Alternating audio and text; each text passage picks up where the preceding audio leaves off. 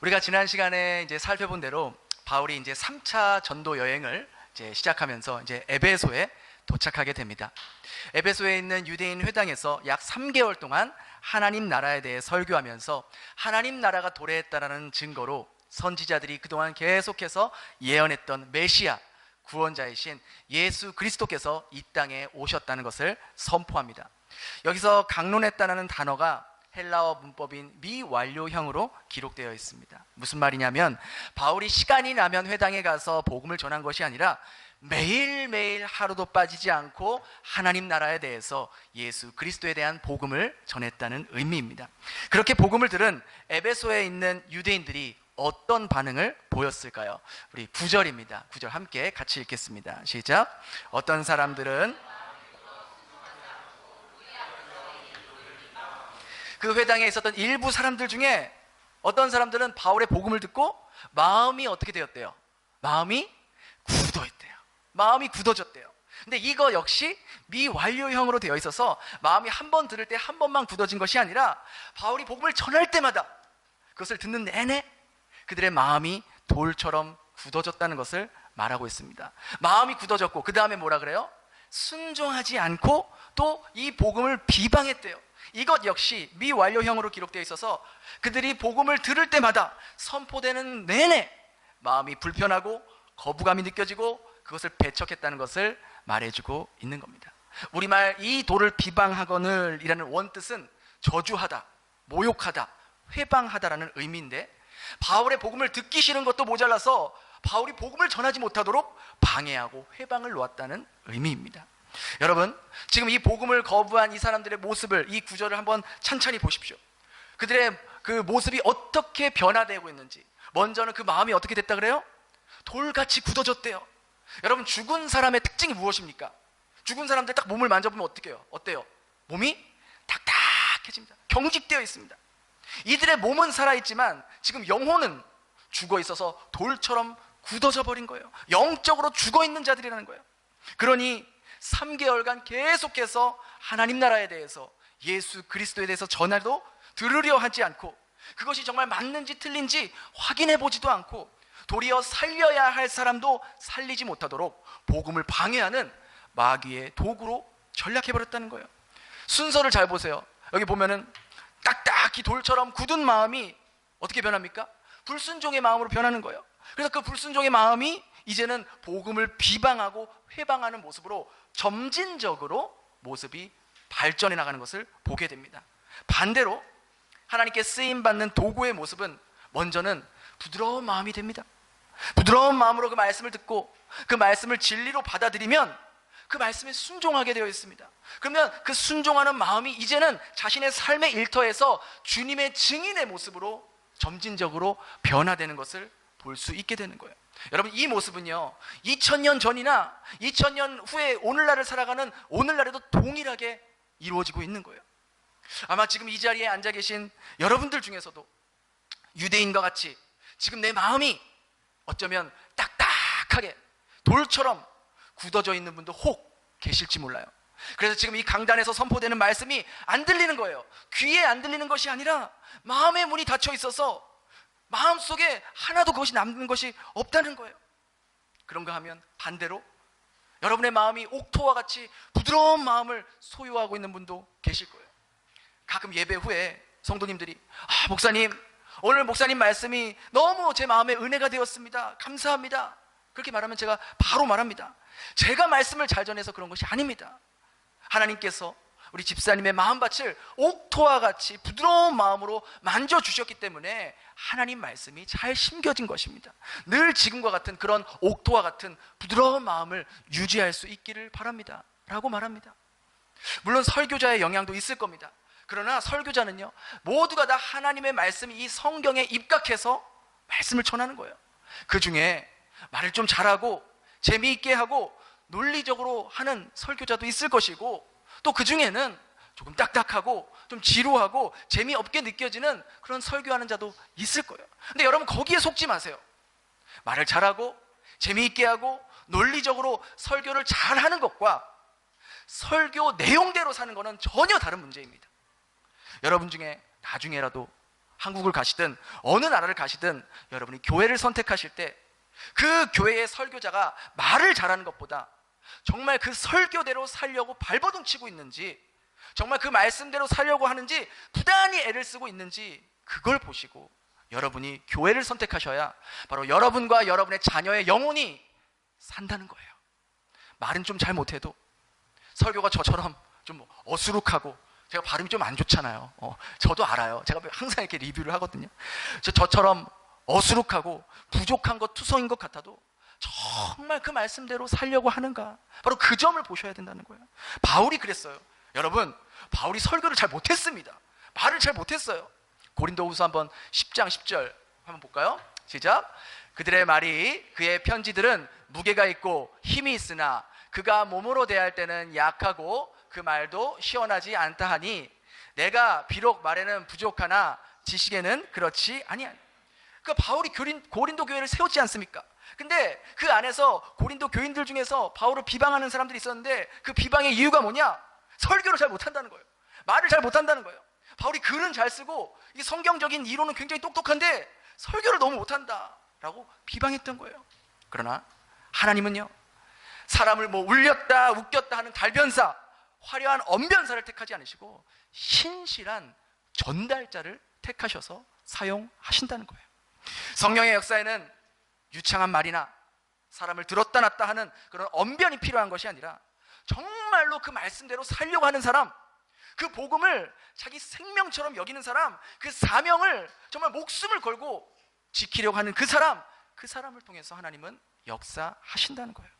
저는 여기 계신 여러분들의 마음이 오늘 이 본문에 나온 유대인들 같이 굳은 마음이 아닌, 이 강단에서 누가 말씀을 전해도 사람의 말로 받는 것이 아니라 하나님께서 오늘 나에게 말씀하시는 생명의 말씀, 영혼의 말씀이 전달된다는 그런 부드러운 마음으로 말씀을 받아들일 때 바로 그 사람을 통해서 생명의 역사가 이어지게 된다는 겁니다.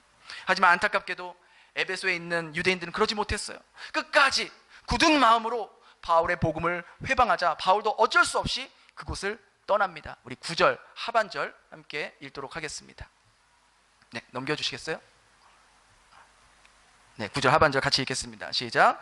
바울이 그들을 떠나 제자들을 따로 세우고 두란노 서원에서 날마다 바울은 이제 에베소에 있는 유대인 회당을 떠났습니다. 그 회방하는 자들 때문에 더 이상 거기서 복음을 전할 수 없고 제자들을 따로 불러서 세우고 두란노 서원이라는 곳에서 날마다 말씀을 가르쳤습니다. 여기서 제자들이란 이제 그 바울이 3차 전도 여행 전에 이제 아굴라와 브리스길라를 거기에 남겨두지 않았습니까? 그리고 우리가 19장 초반에 봤을 때 그 성령을 알지 못했던 그 사람들, 그 제자들, 이제 다시 예수님을 영접하게 된 그 제자들과 이제 이방인들, 그들을 따로 세워서 구별하여서 이제 말씀 사역을 시작합니다. 그리고 여기 나온 두란노 서원이라는 것은 그 원어로 이 티란노스, 사람의 이름입니다. 그러니까 두란노가 사람의 이름인 거예요. 이 개인 서원을 말하는 건데, 이 서원이라는 것은 여기서 강연도 이루어지고 말씀도 이루어지고 오늘날로 말하면 그냥 건물 같은 거예요. 거기 학원도 있고 상가 건물 같은 거죠. 그래서 그런 곳에서 말씀도 가르치고 토론도 일어나고 논쟁도 벌이는 그런 다목적 공간을 말하는 곳이에요.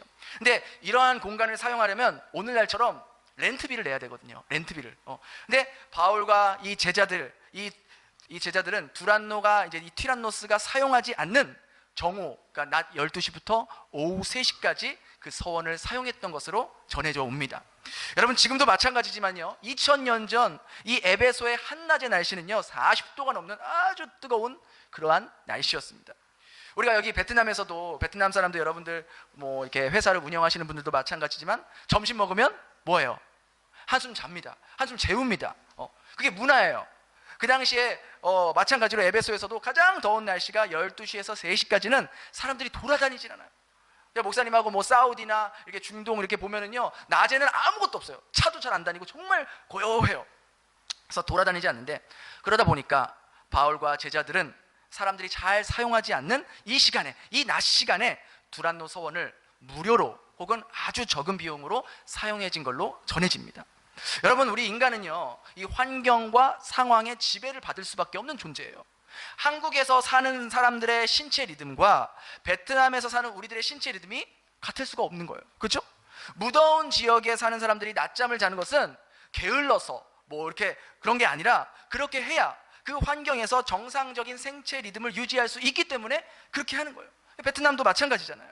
이 더운 날씨에 우리가 그렇잖아요. 정말 우리가 뜨거울 때면 막 진이 빠지고 막 힘이 없고 막 쉽게 지치고 그렇게 몸이 무거워질 때가 얼마나 많습니까? 그러니까 에베소 사람들도 마찬가지였단 말이에요. 그런데 이들은 육체를 위해 낮잠을 자기보다 그 시간에 하나님의 말씀을 배우러 모이기를 선택했다는 거예요. 여러분, 그 당시에 자동차가 있겠습니까? 오늘날처럼 뭐 그라비 있겠습니까? 두란노 서원에 우리처럼 이렇게 시원한 좋은 에어컨이 있었겠습니까? 뭐 선풍기 하나라도 있었겠습니까? 아무것도 없는데 제일 뜨거운 시간에, 제일 더운 시간에 하나님의 말씀을 배우러 모였다는 거예요. 여러분, 이게 바로 말씀에 대한 열정이에요. 말씀에 대한 갈급함이에요. 이것이 바로 육체의 삶을 복종시켜 영의 삶을 사려고 하는 사람들의 모습이라는 거예요. 여러분, 우리는 종종 하나님의 말씀을 배우고 예배드리러 올 때 너무 많은 조건을 따집니다. 이건 이래서 안 돼요, 저건 저래서 안 돼요, 이 시간은 이렇게 돼서 안 돼요, 저 시간은 저렇게 바빠서 안 돼요. 여러분, 우리가 세상 일을 다 따지고 계산하면 어떻게 구별된 하나님의 자녀의 모습으로 살아갈 수 있겠냐라는 거예요. 여러분, 교회가 뭡니까?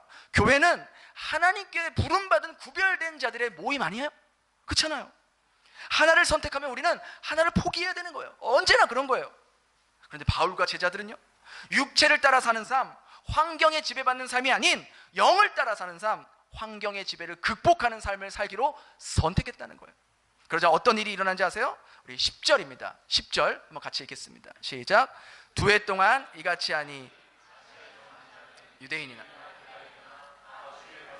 할렐루야. 그죠? 바울과 제자들이 그 무더운 날씨 가운데서도 말씀을 가르치고 또 배우기에 힘쓰니까, 모이기 시작하니까 얼마 동안이나 그걸 했대요?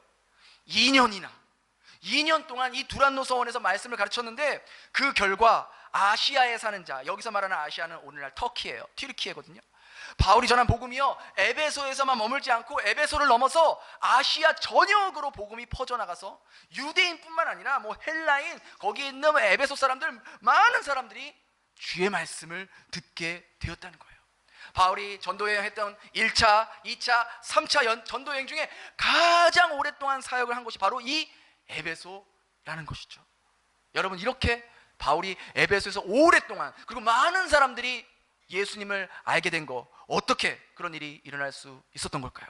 어떻게 복음이 에베소에서만 머문 것이 아니라 아시아 전역으로 퍼져나갈 수 있게 된 거냐는 거죠. 그것은 바로 에베소에 있던 그 유대인 회당에서 3개월간 복음을 전했을 때 끝까지 바울을 방해하고 힘들게 했던, 마음이 돌처럼 딱딱했던 복음의 회방꾼이 있었기 때문에 이러한 일들이 일어날 수 있었던 거예요. 만약 이들이 없었다면 바울은 아마도 계속해서 에베소 회당에서 복음을 전했을 겁니다.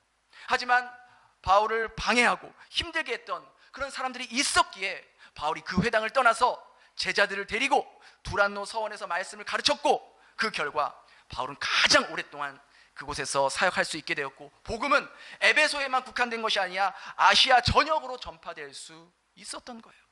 여러분, 이것을 어떻게 우리가 논리적으로, 이론적으로 설명할 수 있겠습니까? 이 신묘막측한 하나님의 구원 계획을 바울도 상상이나 했겠냐라는 것이죠. 바울은 그저 하나님께서 열어주시는 그곳에서 최선을 다했고, 길을 닫으시면 또 다른 길을 따라 또 그곳에서 최선을 다해 복음을 전했을 것 뿐인데, 하나님은 바울이 생각지도 못한 놀라운 이런 신묘막측한 계획을 가지고 계셨던 거예요. 역설적이게도 바울을 가장 괴롭히고 바울을 가장 힘들게 하고 바울을 고통스럽게 했던 그 사람들로 인해서 오히려 복음이 더 멀리, 더 많은 사람에게 전파되었고, 더 많은 사람들이 구원받는 촉발점이 되었다는 것이죠. 그런데 이런 일은요, 바울에게 처음이 아니었어요.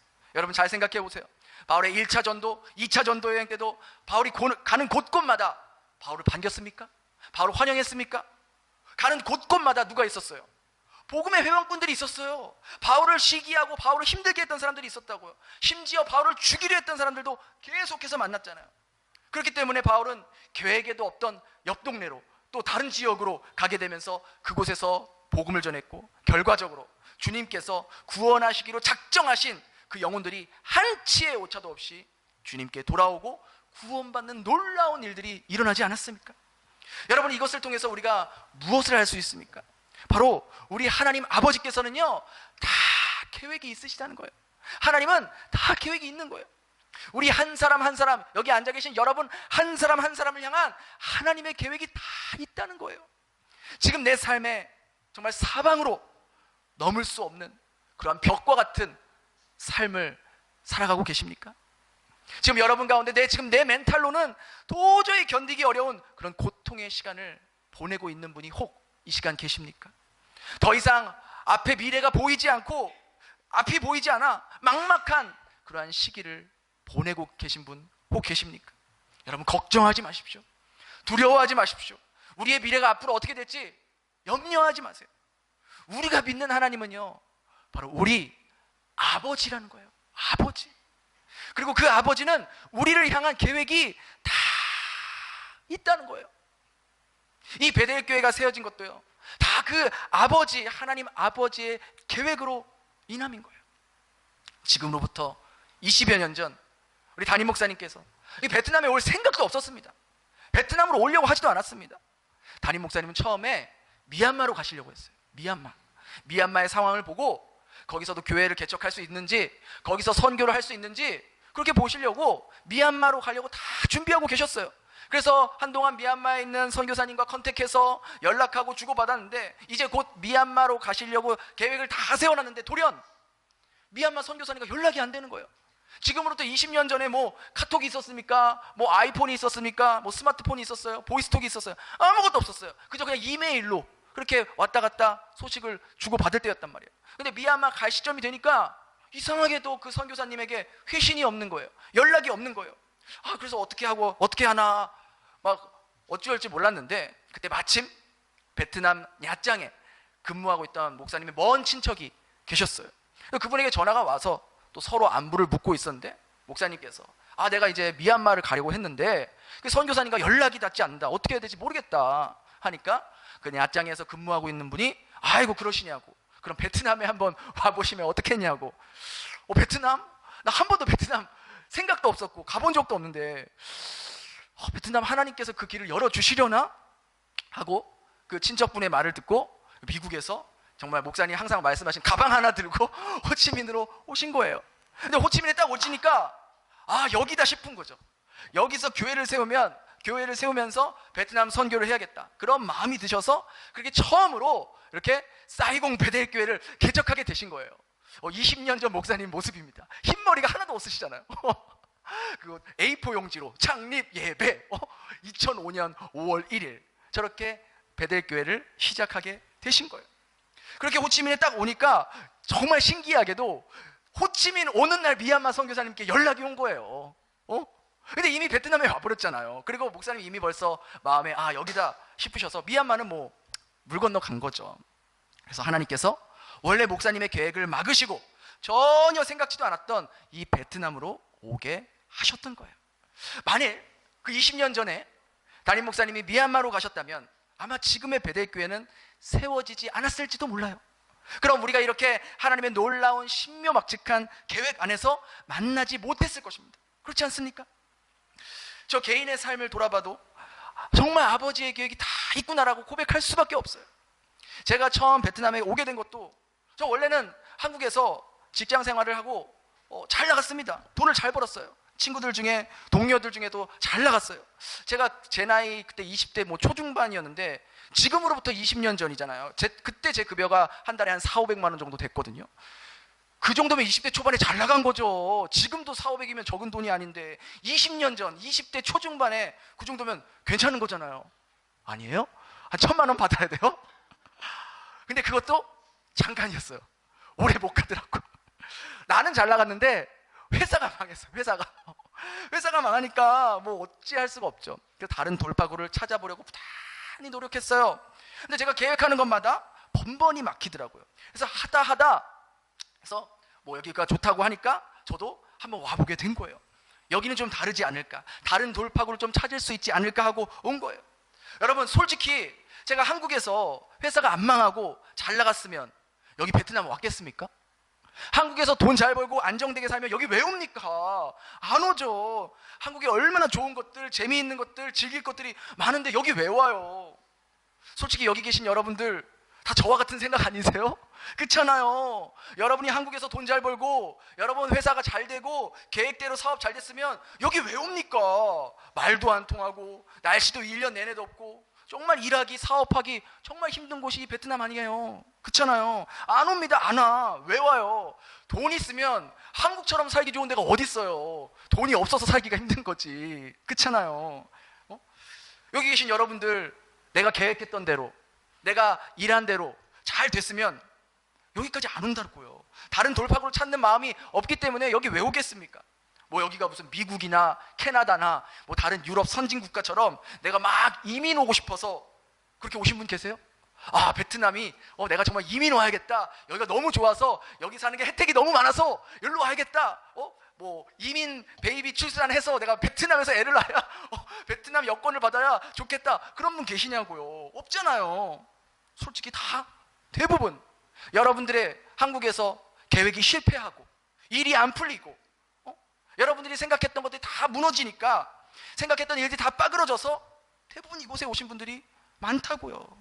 저 역시도 회사가 망하고 내 생각대로 일이 되지 않고 내 계획이 무산됐기 때문에 여기까지 온 거예요. 근데 만약 제가 베트남에 안 왔다면 여러분은 어떨지 몰라도 저는 아마 절대로 하나님을 믿지 않았을 거예요.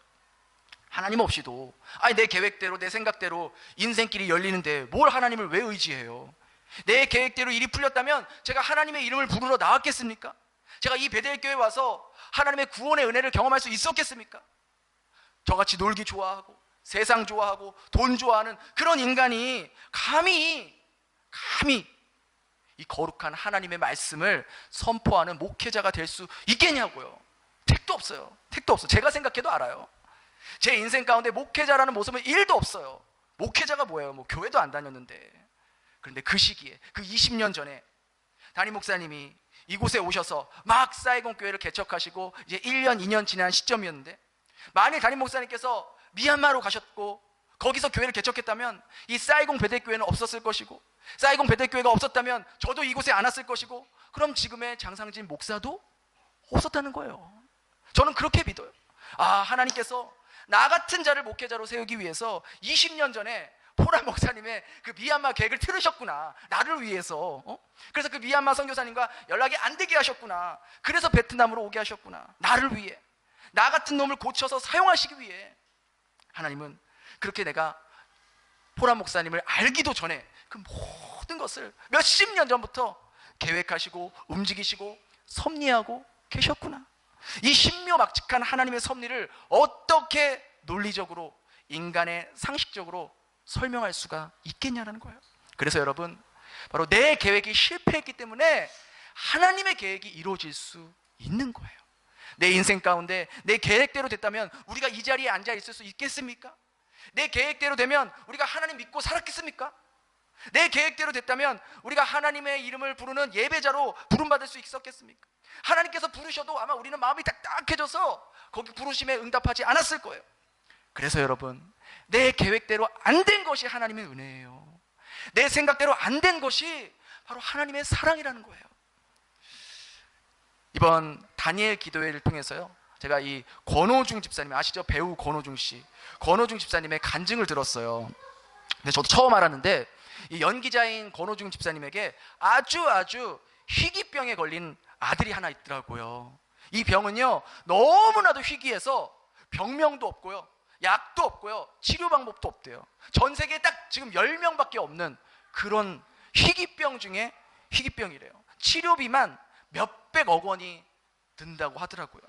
몸 전체가 에너지를 못 내는, 근육이 사라지는 그런 병이래요. 그래서 이 아빠인 권우중 집사님과 아내분이 아들을 위해서 얼마나 기도하고 또 안 해본 것이 없을 정도로 다 해보지 않았겠습니까? 근데 별 도리가 없는 거예요. 그런데도 이 권오중 집사님은 연기자다 보니까 교회는 나갔지만 여전히 세상이 좋았고 세상이 주는 즐거움에 빠져 살았던 거예요. 근데 점점 아들의 몸이 죽어가고 있고 또 설상가상으로 아내 역시 알 수 없는 질병과 마음의 고통으로 앓아눕기 시작한 거예요.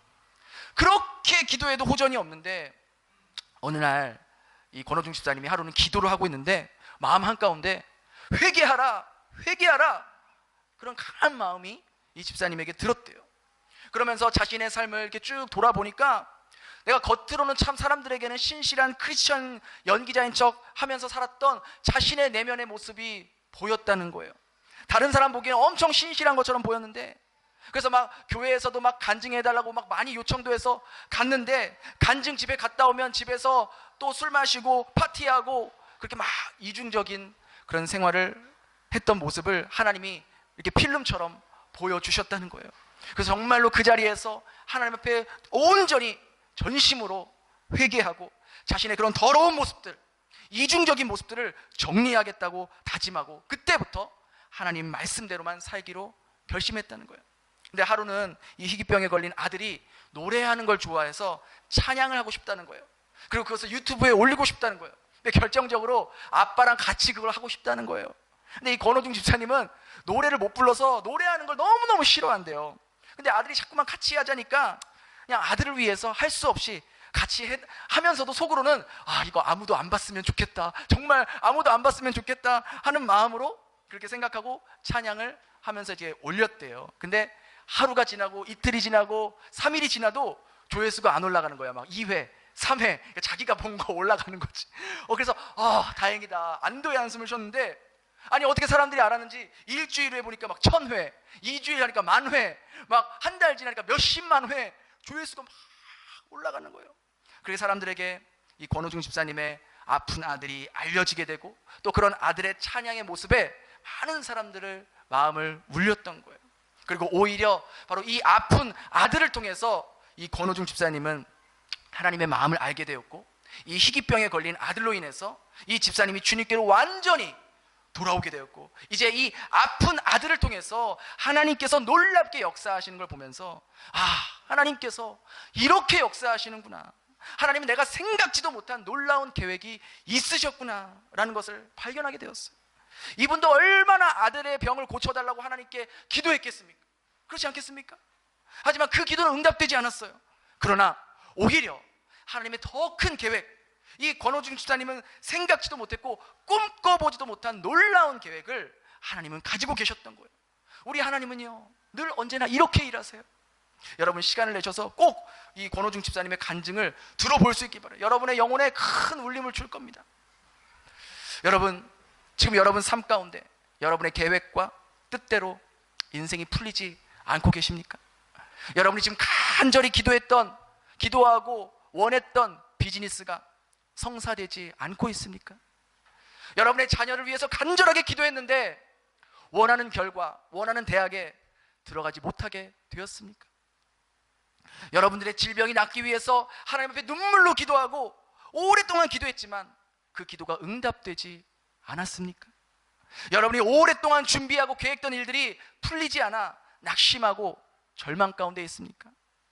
바울의 인생 가운데는 계속되는 고통과 고난과 박해와 방해들이 있었지만 그것을 통해 하나님은 바울을 더 넓은 곳으로, 더 깊은 곳으로 이끌어 가셔서 바로 바울조차도 생각지 못한 일들을 하나님께서 이루어 가셨던 거예요.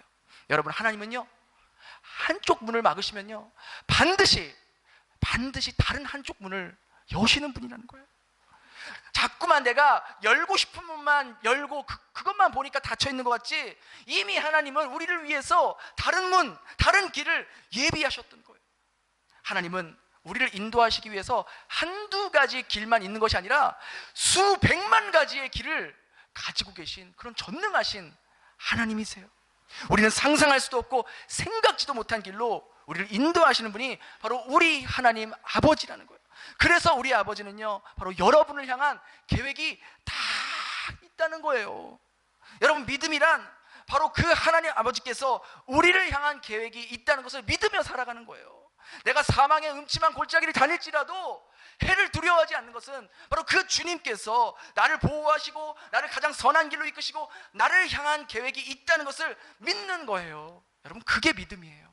그게 믿음이에요. 걱정하지 마세요. 초조해하지 마세요. 염려하지 마세요. 어떻게 될까? 불안해할 필요 없어요. 그 아버지께서 자녀된 여러분에게 오늘 이렇게 말씀하세요. 우리 예레미야 29장 11절 같이 읽겠습니다. 시작. 여호와의 말씀이니라. 평안이요 재앙이 아니니라.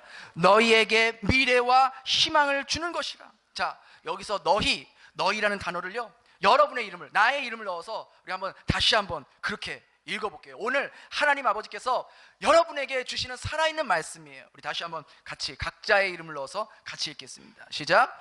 아버지의 말씀이니라. 상진이를 향한 나의 생각을 내가 아나니 평안이요 재앙이 아니니라. 상진이에게 미래와 희망을 주는 것이라. 여러분, 이 말씀을 온전히 받아들이시겠습니까? 그래요. 우리 아버지는 바로 여러분을 향한 각자의 계획이 다 있으시다는 거예요. 그 계획은 우리를 괴롭히고 우리를 힘들게 하고 우리를 주저앉게 하는 그런 고통스러운 계획이 아니라 우리에게 평안을 주는 계획이고 우리에게 밝은 미래와 희망을 주는 계획이라는 거예요.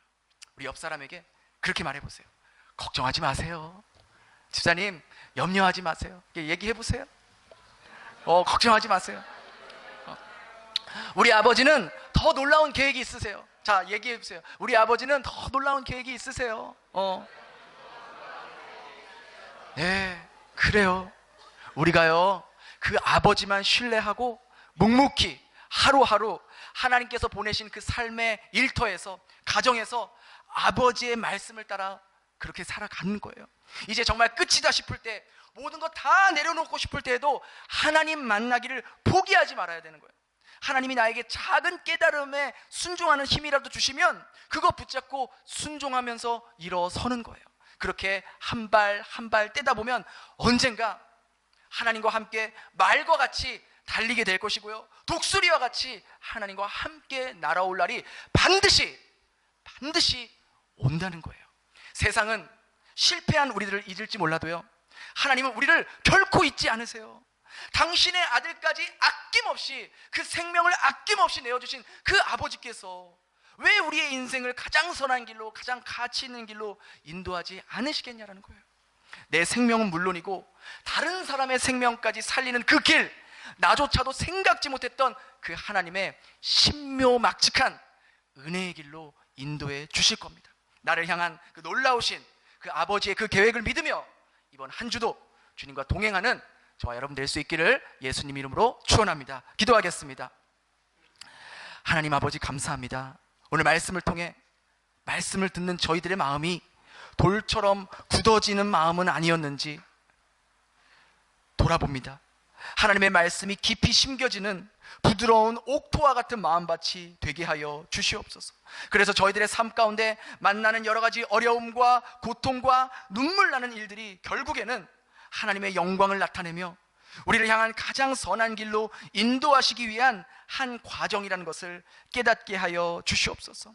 여기 있는 하나님께서 사랑하는 백성들 가운데 지금 앞으로 어떻게 해야 할지 걱정하며 불안해하는 자녀가 있다면 오늘 말씀이 살아계신 하나님께서 나에게 주시는 말씀으로 여겨져서 아버지께서 나를 향한 계획이 있다는 것을 믿게 하여 주시옵소서. 그 계획이 당장은 보이지 않는다 할지라도 하나님은 나를 향한 가장 좋은, 가장 선한 계획이 있으시고 그 계획을 이루시기 위해 지금도 신실하게 일하고 계심을 믿게 하여 주시옵소서. 우리를 향한 계획은 평안이고 밝은 미래와 희망을 위한 계획임을 믿고 아버지께서 보내신 그 삶의 자리에서 하나님의 말씀을 따라 순종하며 주님의 증인으로 살아가는 저희들이 다 되게 도와주시옵소서. 한쪽 문을 닫으시면 반드시 한쪽 문을 여시는 그 하나님을 신뢰하며 이번 한 주도 하나님을 자랑하며 하나님을 높이며 살아가는 삶이 되게 하여 주시옵소서. 그렇게 저희 삶 가운데 신실하게 일하실 주님을 기대하오며 예수님 이름으로 기도드렸습니다. 아멘.